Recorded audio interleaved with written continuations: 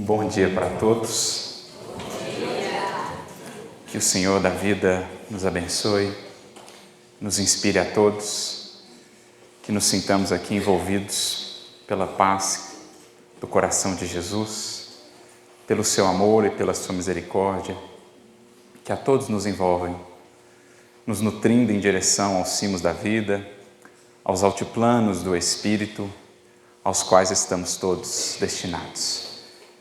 Que seja para nós esse momento que aqui temos vivido nesta manhã, até o encerramento, um momento de reflexão, de refazimento, de fortalecimento íntimo dos nossos propósitos de crescimento e melhoria com o Cristo de Deus, à luz do seu Evangelho, para que onde quer que estejamos, sejamos com Ele aqueles bem-aventurados sobre os quais Ele falou, os pacificadores, os mansos, os amigos do bem, os canais e instrumentos do amor, a fim de que o mundo avance em direção àquilo que nos espera a todos, à condição de uma humanidade regenerada no porvir.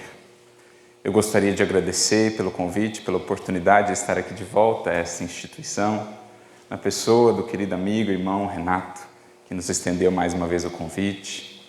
Não poderia deixar de lembrar também e enviar aqui as nossas vibrações, os nossos sentimentos aos irmãos que recentemente desencarnaram, que possam ser acolhidos no mundo espiritual e que também os seus familiares possam encontrar na esperança a força da vida, na certeza que o amor nos dá, de que a vida triunfa sempre para muito além da morte, falando-nos dessa eternidade, na qual um dia todos nós nos abraçaremos num amplexo cósmico de amor e de fraternidade. E é esse o amplexo que também aqui enviamos a todos, um abraço fraterno aos que aqui se fazem presentes, encarnados e desencarnados, mas todos nós, irmãos, sob a tutela do mesmo Mestre, sob o amparo do mesmo Pai. Que assim possa ser, portanto, uma manhã proveitosa para todos nós. E para iniciarmos a nossa reflexão, volvamos no tempo. Há um diálogo singular que se deu em algum momento durante a epopeia do Evangelho na Terra, às margens do Tiberíades, também conhecido como Mar de Genezaré, ou Mar da Galileia, Quinerete. Em uma determinada noite, ali se encontraram duas figuras singulares. Um senador do Império Romano, orgulhoso das conquistas de seu império, dos faustos dos Césares, vaidoso de seus conhecimentos sobre o direito romano, sobre os sábios de então, ele que, faceado por imensa dor, oriunda da enfermidade de uma filha, já não sabia mais a quem recorrer ou o que fazer, embora relutasse o convite feito por sua esposa e por outras forças da vida para que recorresse ao Messias de Nazaré. Aquele, obviamente, que ele não reconhecia como tal, via nele um simples galileu. Mas nesta noite, então, por essas forças misteriosas da vida que promovem os encontros, de onde nascem os laços, que são os que haverão de nos levar um dia a Deus, por essas forças misteriosas da vida, caminhava ele às margens do Tiberíades, quando se depara com aquele simples galileu. O impacto da presença foi tão marcante, tão profundo, que apesar do orgulho e da vaidade, aquele senador viu-se, de repente, de joelhos, aos prantos, diante de uma força até então desconhecida. Até ali conhecia ele a força dos Césares, das espadas, a força dos interesses, das políticas, do mundo. Mas de repente viu-se ele constrangido por uma força diferente, que o levava até mesmo às lágrimas. Ali se entretece um diálogo fala aquele jovem, singelo Galileu, que escondia em verdade naquela roupagem terrestre a luz da vida. Fala ele das dificuldades que o senador vivia, do orgulho, da fé de sua esposa, Lívia. Entretece ali algumas considerações acerca da importância da reflexão, do momento, do minuto glorioso que ele vivia, que estaria submetido à sua escolha, aproveitá-lo ou não, ali ou daqui a milênios. Mas em determinado momento do diálogo, diante daquela condição em que se encontrava, quando Jesus, este jovem Galileu, lhe fala sobre a necessidade da humildade, pensa consigo o senador, sem externar aquilo na forma do verbo. Quem é este homem para me falar sobre humildade? Quem pensa é ele para assim dirigir-se a mim, senador do império? Um dos mais poderosos, se não o mais poderoso que a terra já havia visto. Bastou esse simples pensamento para que Jesus, que sonda a mente, os corações de cada um de nós, voltasse-se a Ele e também a nós outros, às vezes ainda tão vaidosos de nossas conquistas, nós, humanidade do presente, às vezes tão deslumbrados com os brilhos do mundo, julgando esses impérios indestrutíveis, julgando-nos o suprassumo da evolução, Jesus volta-se àquele senador, representante daquele império que certamente muito havia edificado, e diz então: todos os poderes do seu império são bem fracos e todas as suas riquezas bem miseráveis. Imaginemos o choque de perspectivas. Tudo isso que você considera indestrutível, Roma era chamada a cidade eterna, tudo isso é bem fraco. E todas essas riquezas, bem miseráveis. As magnificências dos Césares, acrescenta ele, são ilusões efêmeras de um dia, afinal de contas, que é um século, que é um milênio, no concerto da eternidade, senão um dia. Que é uma encarnação, senão uma hora, dirá Emmanuel, no relógio da vida. Então essas magnificências todas, que você toma como ápice da realização, são ilusões efêmeras de um dia. Por quê? No momento oportuno, todos eles, sábios, guerreiros, pensadores, até mesmo César, serão chamados ao tribunal de nosso Pai que está nos céus. Tribunal esse manifesto, obviamente, na consciência, em que cada espírito será chamado pela verdade a avaliar as suas conquistas, sem as máscaras, sem as ilusões do mundo. Até mesmo César desceu do seu pedestal, de sua coroa, de seus píncaros, ao contato e à visita desta verdade. Então todos eles, senador, serão chamados a esta análise e prestação de contas. E então o que falará? O advogado de cada um não serão os áulicos, os súditos, nem tampouco o ouro, nem as pedras preciosas. O advogado de cada um será o bem que haja feito, o amor que haja semeado, a felicidade que haja criado e compartilhado junto a outros corações. Um dia, continua Jesus a dizer-lhe, não mais existirão as vossas águias poderosas, soterradas que estarão sob um punhado de cinzas misérrimas. As águias poderosas, hoje, ruínas, nos museus, lá, ponto de visitação de turistas, e não só no caso deste império, mas de tantos outros. O próprio Emmanuel dirá, quando fala dos futuros, ou do futuro da civilização ocidental, mesmo do mundo como um todo, um dia a Torre Eiffel, os arranha-céus de Nova York ou de outros locais, serão como as pirâmides do Egito, o mausoléu de Halicarnasso, a biblioteca de Alexandria, os jardins suspensos da Babilônia, registros de um tempo, de um momento da humanidade, porque sempre substituídos por outras e mais amplas obras materiais, mas sobretudo dando espaço a outros cenários para o espírito, que é de fato quem progride, independentemente das mudanças de cenários. Aquilo que hoje é o ápice da capacidade construtiva da humanidade, como era aquele tempo as construções romanas, o templo de Diana, por exemplo, o templo de Zeus e outras tantas, quedarão no passado, ou mesmo serão tragadas pelo tempo, pelas intempéries.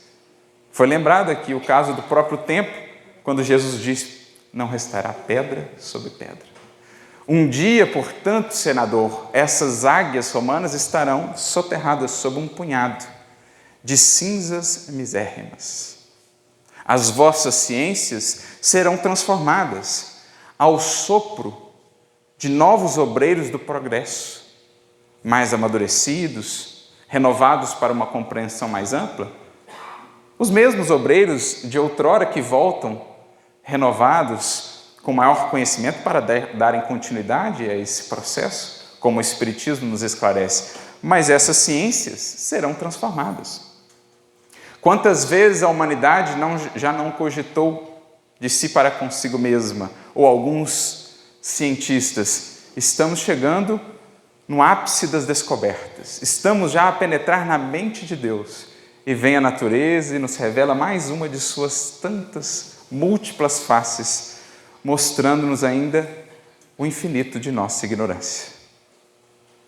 Gosto de lembrar uma comparação, certa feita, realizada por um físico brasileiro, Marcelo Gleiser, em que ele dizia: o nosso conhecimento é tal qual uma ilha,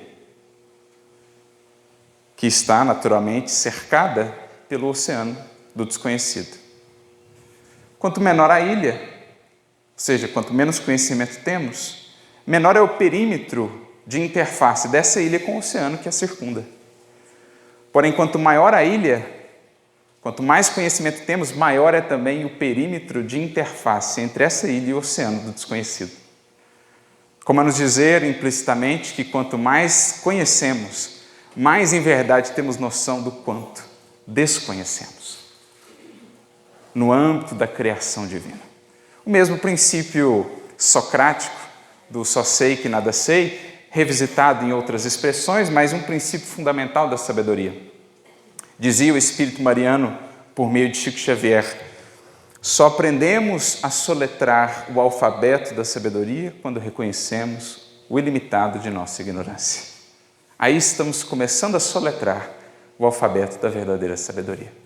É o que Jesus dizia ao senador orgulhoso de seus conhecimentos, orgulhoso do horizonte cultural e intelectual produzido por Roma, que teve grandes nomes, um Virgílio, um Horácio, um Salúcio, e outros que poderíamos mencionar, mas tudo aquilo vem sendo renovado desde então, e mesmo a ciência que hoje temos estará sendo continuamente transformada ao sopro do esforço de tantos trabalhadores, de tantos obreiros.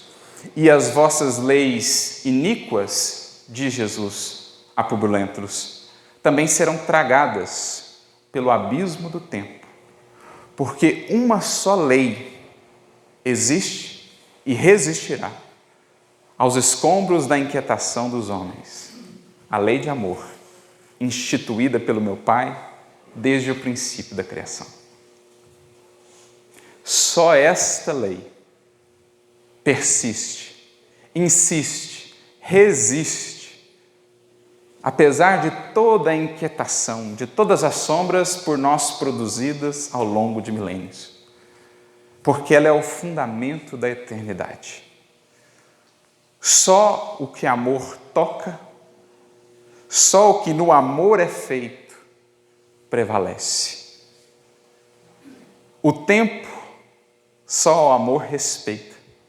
No mais, tudo ele transforma, tudo ele leva consigo, mas o que no amor foi feito, para o amor foi realizado, Ele preserva e aperfeiçoa no transcurso dos séculos. Então é essa visão profética de Jesus que abre o nosso voo panorâmico sobre o que tem sido a história da nossa evolução e do momento que agora vivemos. Momento singular. É claro que, analisando a história da humanidade, sempre veremos turbulências, problemas, desafios. Em verdade, é esse um instrumento de progresso, de aferição. Se chegamos até aqui, é porque, trabalhados pelas dificuldades, pelos problemas, fomos desenvolvendo, pela inteligência, meios de solucioná-los. As tecnologias que hoje portamos, que hoje possuímos, são fruto desse esforço intelectual coletivo da humanidade em busca de saídas para as intempéries, para as dificuldades, as vicissitudes da vida material. Mas o momento que ora vivemos é singular, dizem-nos os Espíritos, porque representa um marco, de fato, o fechamento de um ciclo, para que possamos adentrar num outro ciclo de mais consciência do que somos, de onde viemos, como aqui já foi lembrado, para onde vamos, enfim, acerca das grandes finalidades da vida e da criação.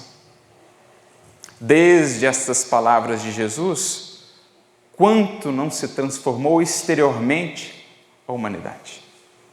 Quantos processos, quantas lutas, quantos impérios e imperadores se ergueram e depois ruíram, quantas mudanças nos cenários exteriores, nas construções, nos países, nas nações, nas linhas de demarcação demográfica, enfim, tudo isso vertiginosamente vem se transformando, como previsto por Jesus.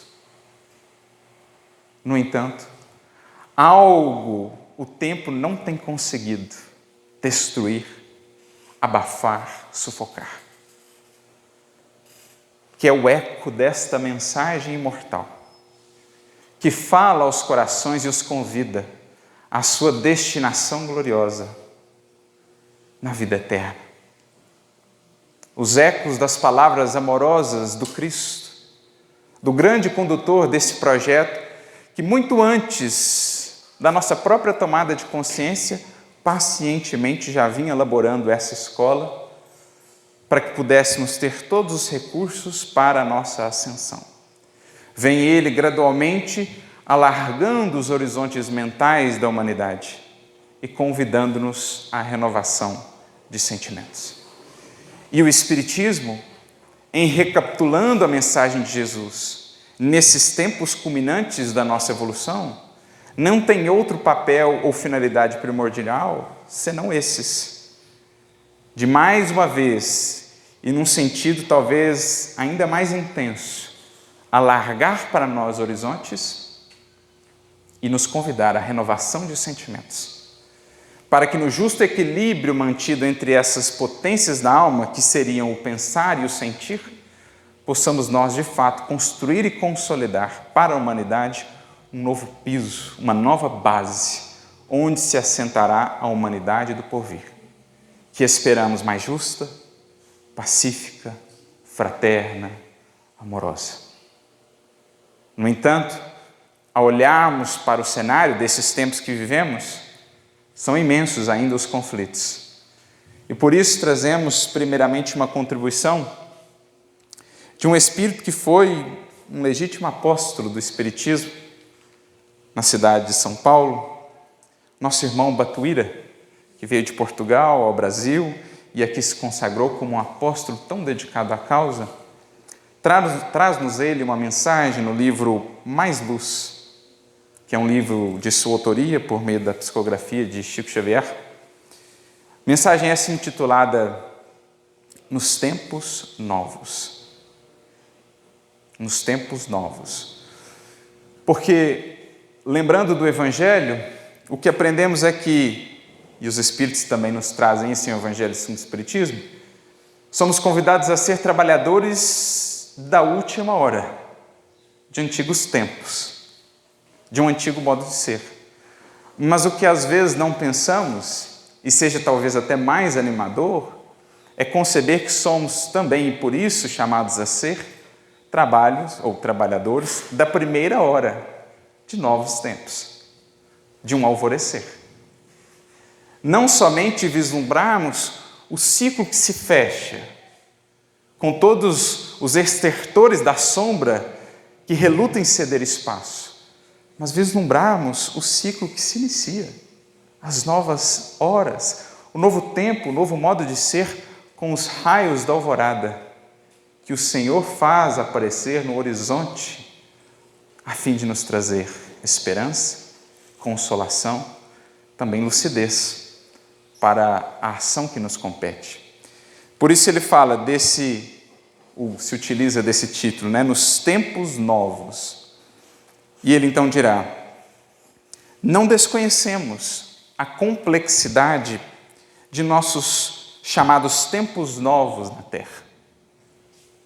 Porque, em comparando os tempos que agora vivemos, a natureza dos quadros exteriores que agora vislumbramos com os do tempo de Jesus, é impressionante a mudança. Nem precisamos ir tão longe no tempo, bastaríamos voltar aos tempos de Kardec e veríamos um mundo completamente diferente, exteriormente falando.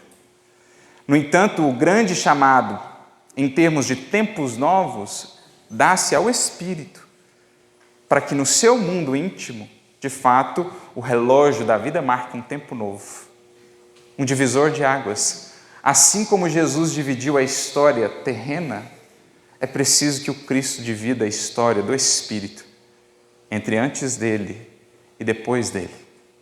Não no sentido de conhecê-lo apenas, porque isso conhecemos há muito, não nos enganemos, mas no sentido de avançar com ele, em direção aos horizontes para os quais nos convida. Por isso o apóstolo Paulo já diria: quem está em Cristo, nova criatura é. E se por tanto tempo o temos conhecido e talvez ainda não nos identifiquemos assim tanto com uma nova criatura, é porque talvez, muito provavelmente, ainda não estamos em Cristo. Ouvimos falar de Cristo, emocionamos-nos com o Cristo. Agora, estar em Cristo, fundar as bases do nosso ser, fazer das raízes do nosso sentir o Evangelho, eis a chave para um novo florescer do Espírito. Por isso diria Jesus: eu sou a videira da vida. Quem a essa seiva se ligar, não há dúvidas, flores e frutos ao mundo poderá ofertar. Mas até aqui ainda não temos estado propriamente, pelo menos não tanto quanto seria de se esperar em Cristo. Mas esse é o convite: fazer em nós um tempo novo, porque a terra não o terá, se os espíritos, em sua maioridade, melhor dizendo, em sua maioria, não o tiverem. A terra, enquanto organismo coletivo, enquanto individualidade coletiva, nada mais é do que o somatório da média, digamos, dos espíritos que aqui estamos. Tempos novos não virão, portanto, se antes esse relógio não marcar um novo começo em nós. Então são desafiadores e complexos esses chamados, diz Batuíra. E aí ele traz uma série de, digamos, de contrastes que elucidam ou que ilustram muito bem essa discrepância. Ouro e mais ouro, e penúria e mais penúria. O mundo repleto de possibilidades, recursos monetários, e, no entanto, ainda tão alastrada a penúria, material, mas também moralmente falando. Ascensões a outros mundos e mergulhos na aflição. Ao mesmo tempo que ascendemos a outros mundos, vislumbramos agora a possibilidade de chegar a Marte, não somente por sondas ou robôs, mas de maneira tripulada. Então, ascensões a outros mundos e, no entanto, milhares, milhões de corações ainda mergulhando nas angústias, sem conseguir encontrar impulso de saída. Ajuntamentos que valem por multidões e multidões reunidas, e solidão para milhares de criaturas que desfalecem à míngua do amor. Então, agregar corações, multidões, às vezes para as ilusões do mundo é simples, recorrente. Agora, congregar corações para os propósitos do Espírito é ainda desafiador. Jesus já nos alertou. A seara é grande, mas os ceifeiros ainda são poucos. Os que de fato se dispõem, ofertam mãos e coração à seara, ainda são poucos. Por isso, Emmanuel diria, sempre muito fácil ajuntar os tesouros, ou melhor, ajuntar os interesses da terra e fazer a união para o bem da força. Agora, mais difícil, ajuntar os interesses do Espírito e fazer a união para a força do bem. Então, fazer a união para o bem da força, muito simples, a força das vaidades, das ilusões, dos arrastamentos do mundo, unir-se para esse propósito é ainda elementar. Agora, juntar os interesses do Espírito e fazer união para a força do bem, esta agremiação, digamos, ainda conclama corações muito valorosos, com um poder tal de irradiação, de contagiamento, ou de contagiação, de contágio, que possa congregar os corações, apesar das diferenças que são naturais, apesar da diversidade, mas congregá-los em torno de um ideal. Então, o que Emmanuel está dizendo? Multidões e multidões que se ajuntam para isso ou para aquilo, geralmente nos devaneios do mundo, mas também muita solidão para milhares de criaturas que desfalecem à míngua de um olhar amoroso, de uma palavra amiga, de um conselho que as edifique, de uma luz de esperança que se acenda em seus caminhos. Cultura acadêmica laureando legiões de pessoas e conflitos desencadeados por toda parte, como se a escola não existisse. Então, o brilho da inteligência a fulgurar nas universidades, nas escolas, nos institutos educativos do mundo, mas brilho esse empanado, abafado, pelas sombras que ainda acendemos nos conflitos de toda a natureza. Não só as guerras propriamente, mas quantos lares conflagrados, até mesmo centros espíritas ou templos conflagrados em razão de ideias divergentes, de ideologias humanas, de pontos de vista muito rasteiros às vezes, ou estreitos, dada a nossa limitação, em profundo conflito, como se os institutos educativos, dentre eles o próprio centro espírita, não tivessem cumprindo a sua função, que é fazer das consciências, ou de cada coração, um ponto de luz, de paz, de união, onde está inserido. Métodos de renovação e conservação do corpo e processos de criminalidade rebaixando milhões de almas à condição dos brutos. Então a medicina tem avançado, temos possibilitado ao espírito encarnado na Terra cada vez mais tempo, um tempo médio cada vez maior de experienciação no mundo, mas isso muitas vezes acaba estando a serviço ainda do nosso apego e do nosso materialismo. Queremos ficar mais não para aprender e nos exercitarmos mais, queremos ficar mais para usufruirmos mais dos prazeres que aqui temos. No inaproveitamento do tempo, que é esse patrimônio tão valioso a nós concedido, o tempo de cada encarnação, que não sabemos, cada um de nós, quanto de fato é.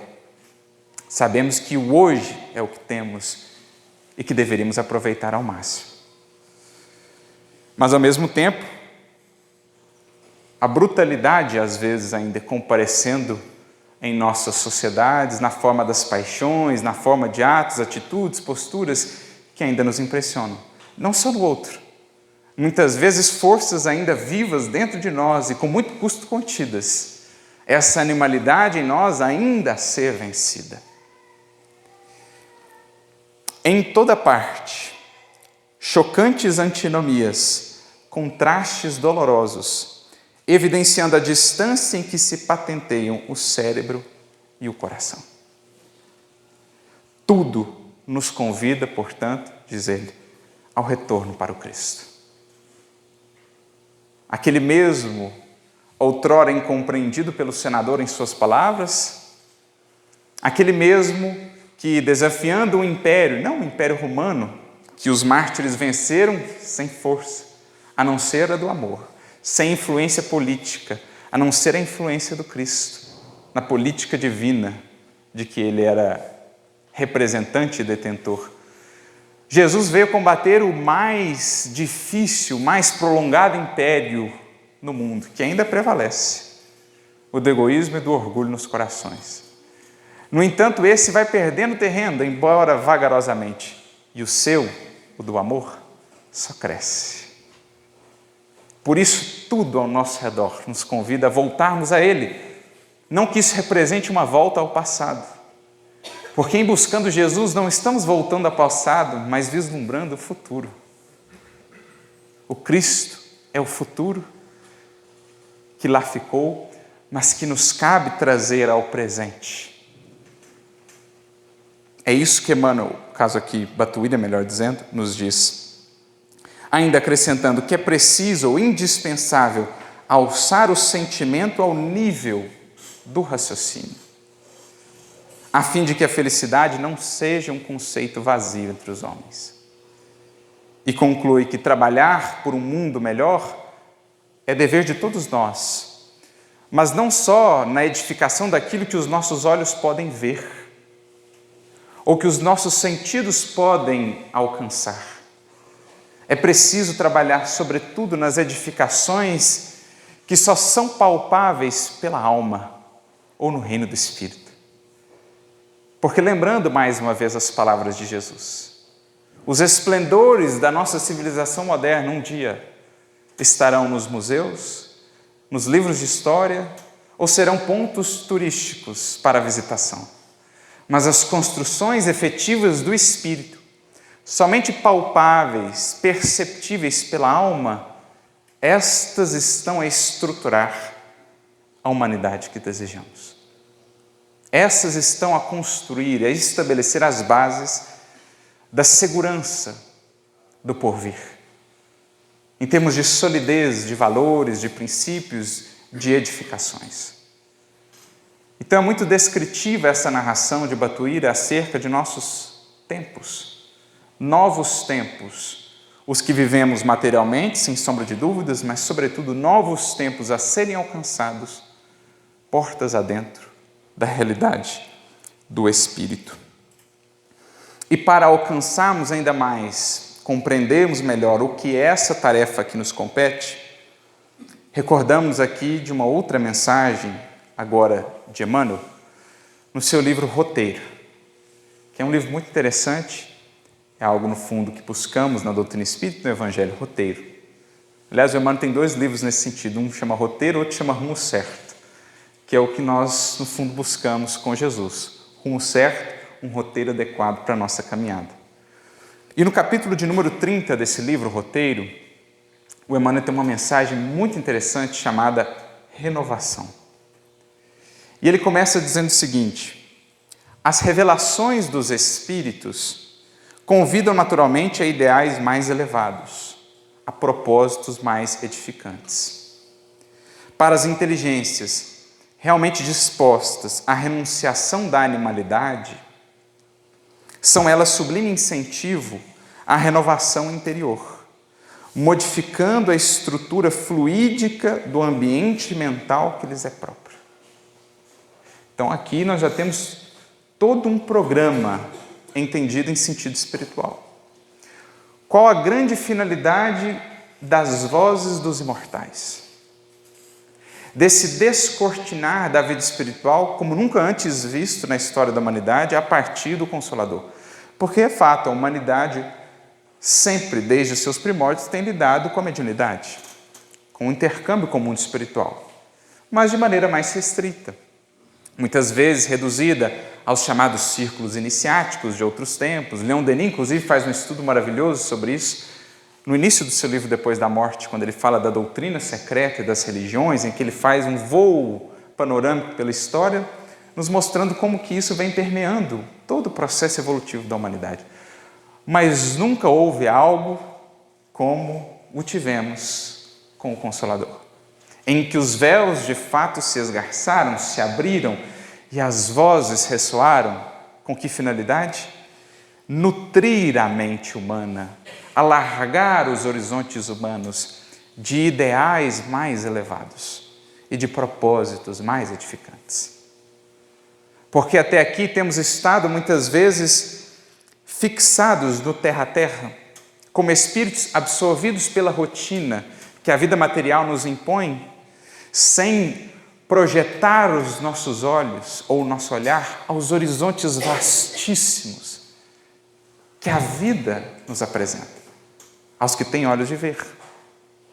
Porque o que move os seres na jornada evolutiva são justamente os ideais e os propósitos. Em os vinculando somente à Terra, estaremos sempre limitados em nossas possibilidades de avanço e iluminação, mas em os projetando no céu, eis que o infinito nos chama. E o espírito, o ser, sente então uma grande força a lhe impulsionar, a descobrir e a desbravar o que lhe espera. É o que Jesus falava: onde está o teu tesouro, estará o teu coração.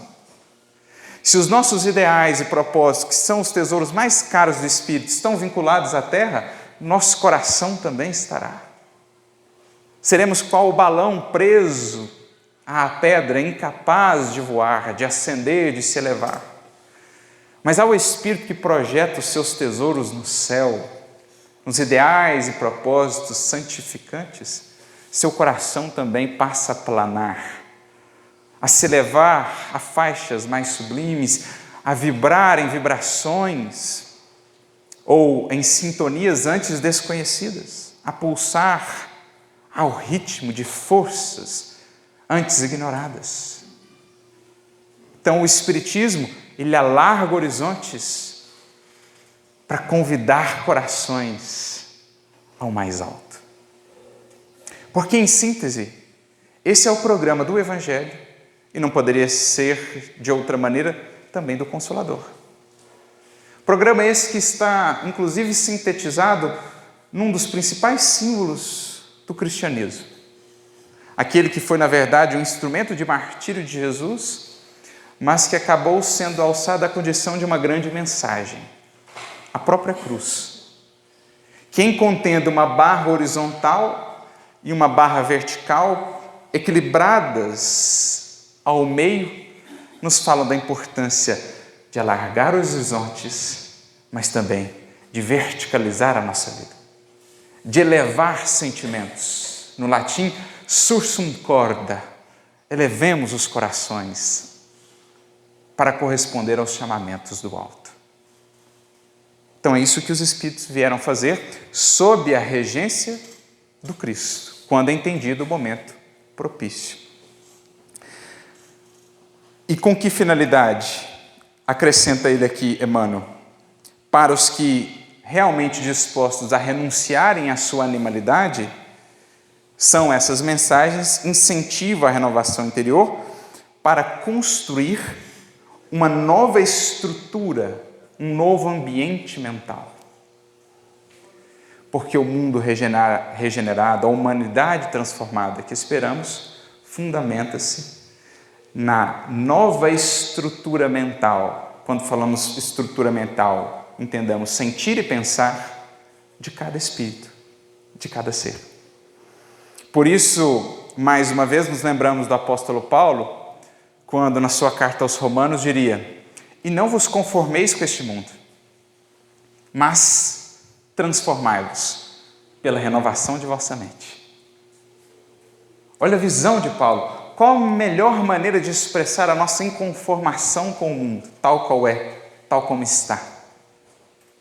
Apenas proferir palavras de ordem, reclamações, lamentos, ataques, condenações, críticas? Isso é muito fácil. Qualquer um, do conforto do seu lar, pode fazê-lo, usando hoje as redes sociais.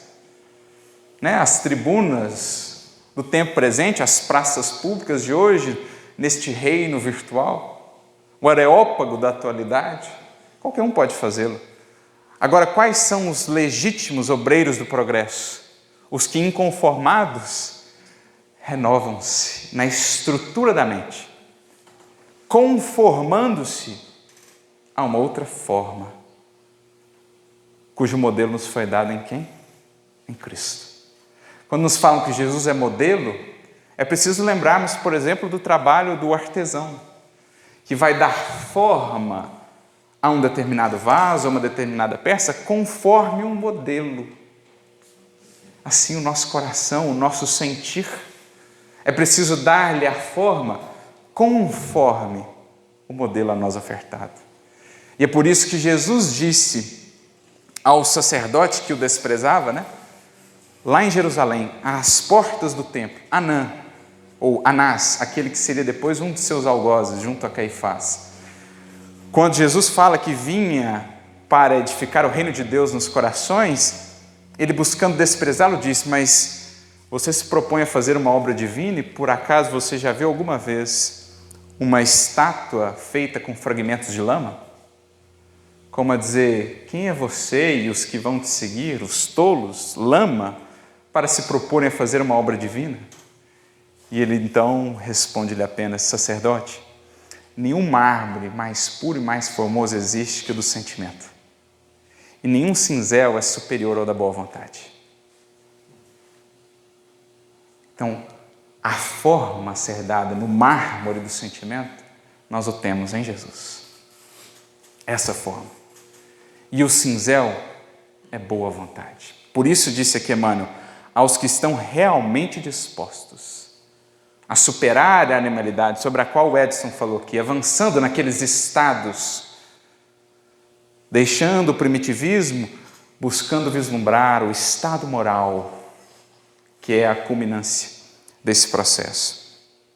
E aí continua Emmanuel, que se a civilização pede o desbravamento da mata virgem, para que edifiquemos cidades, criemos novas estradas, por onde se deem as trocas, né? E assim o progresso, também a civilização, a sociedade humana pede o desbravamento da mata fechada dos corações e das consciências. É preciso abrir estradas, é preciso edificar cidadelas interiores de fortaleza, de consciência, vencendo essa mata densa, que ainda é a humanidade. Me lembro do Paulo, no livro Paulo Estevam, dizendo, olha, eu vejo o trabalho do Evangelho como um grande campo, em que existem várias funções. Alguns são chamados a convidar os mananciais, a cuidar dos mananciais, outros a cultivarem esta ou aquela zona, mas existem aqueles que são chamados a desfazer os cipoais, a abrir a mata densa, a abrir novas estradas. E foi o que aquele coração valoroso fez, com imensos sacrifícios, por óbvio.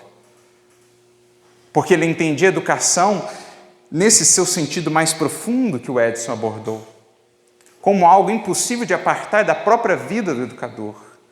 E por isso ele sintetizava, eu de muito boa vontade gastarei e me deixarei gastar por vós, ainda que amando-vos cada vez mais, seja por vós menos compreendido.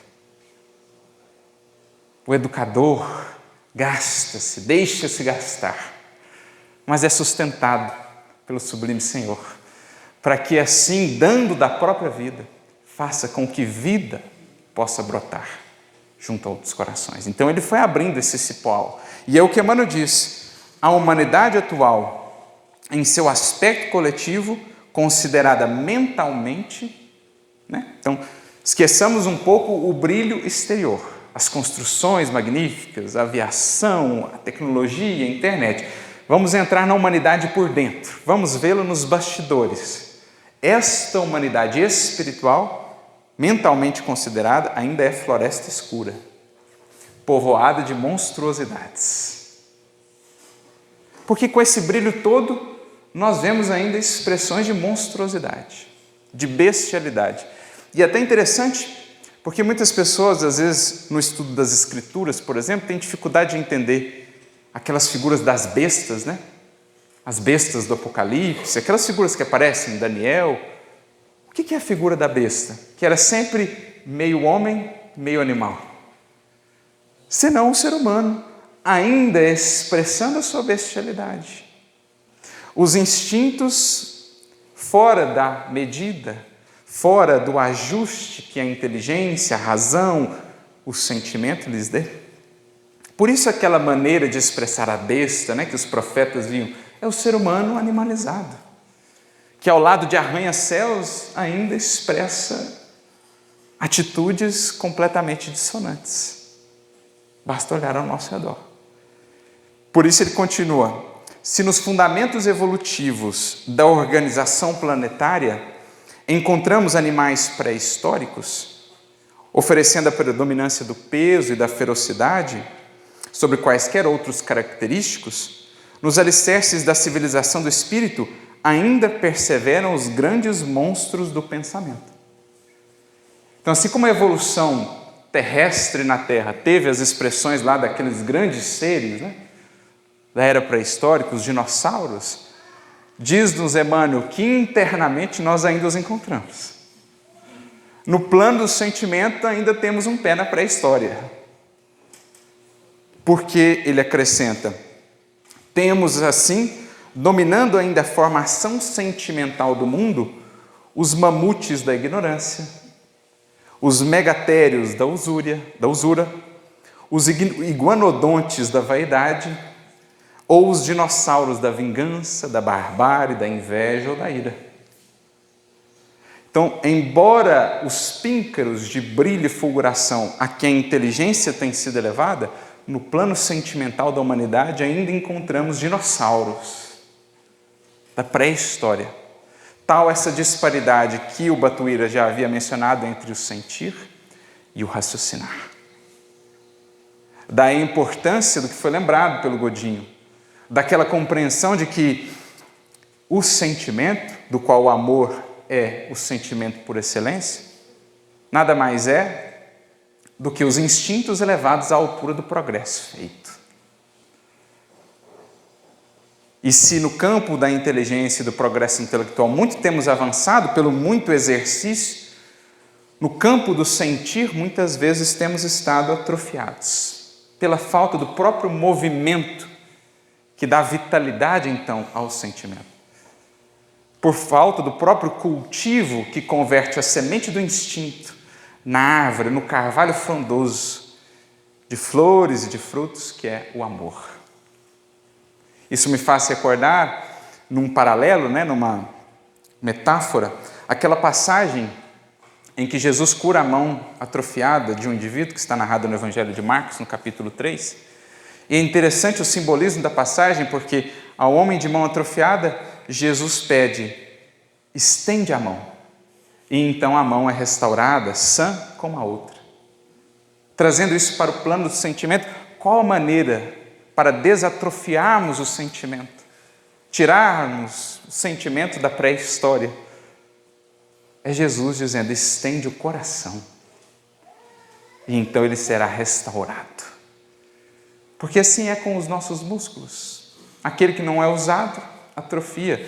Assim também as fibras do coração, longe do movimento em serviço, atrofiam. Por isso os espíritos frisam tanto a importância da caridade, do amor em ação, para que sentimento equilibre ao raciocínio. E no fundo será essa, talvez, pelo menos para mim, uma das mais felizes definições de educação que já vi. De autoria de Emmanuel, quando diz que educação, em boa síntese, é luz que circula vitoriosa do sentimento ao raciocínio, sustentando o equilíbrio entre o cérebro e o coração. Isso é educação. É criar essa perfeita integração, harmonia entre as potências da alma. Tirando o sentimento lá dos planos ainda do instinto, da pré-história, alçando-o ao futuro que nos espera, do qual Jesus é a figuração. As energias mentais dos habitantes da Terra tecem o envoltório que nos retém à superfície do globo. Raros são aqueles cuja mente vara o teto sombrio, com os raios de luz dos sentimentos sublimados que lhes fulguram no templo íntimo. Então, o somatório disso tudo cria ainda uma psicosfera no coletivo muito sombria para a Terra. Mas é preciso aqueles que, alçando-se pelo pensamento, sobretudo pelo sentimento, na verticalidade da vida, consigam varar esse teto de sombras, abrindo, digamos, frestas por onde a luz do Criador possa penetrar. As sombras ainda espessas de nossa ignorância, de nossas paixões. É preciso aqueles que, alargando horizontes e sentindo-se chamar a voos mais altos do Espírito, possam varar esse teto, convidando a humanidade também a subir o piso da sua evolução. Porque o nosso avançar em direção a Cristo e, acima de tudo, em direção a Deus, se dá dessa maneira, sempre mudando a terra e o céu, isto é, uma base, um piso e um teto evolutivo. Quando Jesus diz assim, acerca das suas palavras, céus e terras passarão, mas as minhas palavras não hão de passar. É preciso compreendermos que todo espírito caminha entre um céu e uma terra. A terra é representar o piso por onde já caminha e o céu é representar o horizonte que já consegue enxergar. Com Jesus, céus e terras vão passando, porque o espírito progride. É novo piso onde caminha e é também novo céu que vislumbra. Mas as palavras de Jesus permeiam tudo isso, porque independentemente do estágio em que aqui estejamos na terra, Ele tem algo a nos ensinar, porque é mestre de todos nós. Então é preciso varar esse teto, renovar céus todos os dias, para que renovemos pisos. Algo que se dá dentro de nós, já naquele conceito de casa mental de André Luiz, trazendo os conceitos ideais superiores do andar mais elevado para a consolidação de novos hábitos e automatismos que representam o fundamento da nossa personalidade. Com a demonstração da sobrevivência da alma, a consciência humana adquire domínio sobre as trevas do instinto. Ou seja, possibilidade de agora fazer o sentimento brotar, desenvolver-se a partir do instinto, controlando a corrente dos desejos e dos impulsos e soerguendo as aspirações da criatura para níveis mais altos. Os corações despertados para a verdade começam a entender as linhas eternas da justiça e do bem, que antes eram meio difusas, porque ainda deturpadas pelo interesse, pelo egoísmo. A justiça e o bem para nós eram meio difusos, meio mesclados, É o meio bem, vamos dizer assim. Tem alguma intenção nobre, mas ainda muito de incompreensão, de ignorância ou de interesse. Mas quanto mais é tocado pela luz da verdade e da compreensão, pode melhor discernir dessas linhas cada espírito. A voz do Cristo é ouvida sob nova expressão na mais profunda acústica da alma. E aí ele conclui: quem acorda converte-se num ponto de luz no cerro denso da humanidade, passando a produzir fluidos ou forças de regeneração e redenção. Como Edson trouxe aqui uma bela definição também de educação, como sendo produzir estímulos de evolução em outros espíritos. Aquele, portanto, que desperta, converte-se nesse ponto de luz e passa a emanar de si forças regenerativas, redentoras. Quando Jesus faceou o mundo, veio ter conosco que estava ele diante de um império, o romano de um lado e o do egoísmo do outro. Era ele um só, um grão de mostarda diante de um império. E, no entanto, esse ponto de luz, que o mundo e o tempo não pôde apagar, vem contagiando, vem acendendo novas luzes, novas forças regeneradoras que nos trazem até aqui, onde estamos hoje. Iluminando o plano mental da Terra para a conquista da vida cósmica no grande futuro. Em verdade, pois, é nobre a missão do Espiritismo, descortinando a grandeza da universalidade divina à acanhada visão terrestre. Então, ou seja, alargando horizontes. É nobre essa missão, é essencial. Nutrir-nos a mente de novos ideais. No entanto, muito maior e muito mais sublime é a missão do nosso ideal santificante com Jesus, para o engrandecimento da própria terra, a fim de que o planeta se divinize para o reino do amor universal. Portanto, meus amigos, ante as tantas bênçãos que o Espiritismo tem nos dado, não só pelos horizontes tão vastos e tão belos que nos tem descortinado, não nos esqueçamos dessa sua feição de Evangelho e Rede Vivo. Um novo convite, a boa nova que mais uma vez se faz ecoar, convidando o nosso coração, o de cada um que aqui estamos, encarnados ou não, a fazermos um vaso de bênçãos, onde a linfa do amor possa encontrar espaço, morada.